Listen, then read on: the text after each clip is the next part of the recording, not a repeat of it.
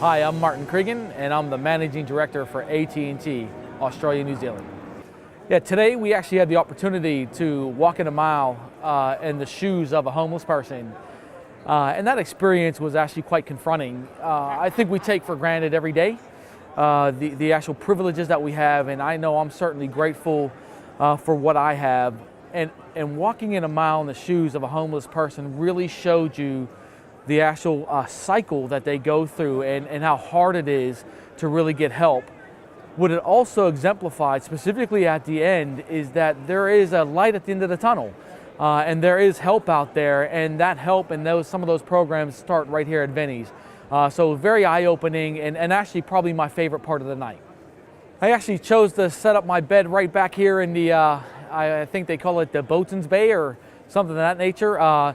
The reason why is that it's where everybody else is set up, and not only that, I thought I would have learned from last year. This is my second sleep out, so I was very excited about that. Last year I turned up late.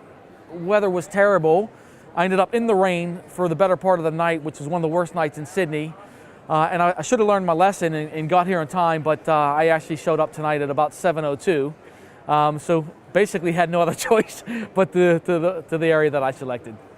It's alarming to hear the statistics. 3 years ago, this whole journey started for me as my son was working with or walking past a homeless person at Central Station, and he stopped, walked inside the station and got that homeless person a pie and a coffee, brought it back out and gave it to him, and the homeless man started having a chat to my son. My son subsequently came home that night, and he was telling me, "Dad, this is what I did," and he was amazed that that homeless person was a person. He was having a chat with them. And that really made me start thinking about, how society looks at homeless people and homelessness. And so I'm really excited to partake in the opportunity to do this. And it's a great program.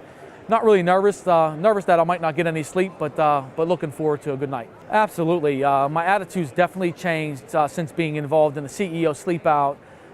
As I mentioned, the education that you get in regards to the actual stats and what's really out there. We heard again tonight, there's 105,000 homeless people on the streets in Australia tonight, sleeping out on the streets in the cold weather, maybe in rain, etc. tonight. The really alarming statistic for me is there's 300,000 more on the verge of homelessness. So it's opportunities like this that we all have to help and do our bit, and that's the reason why I'll continue to do this.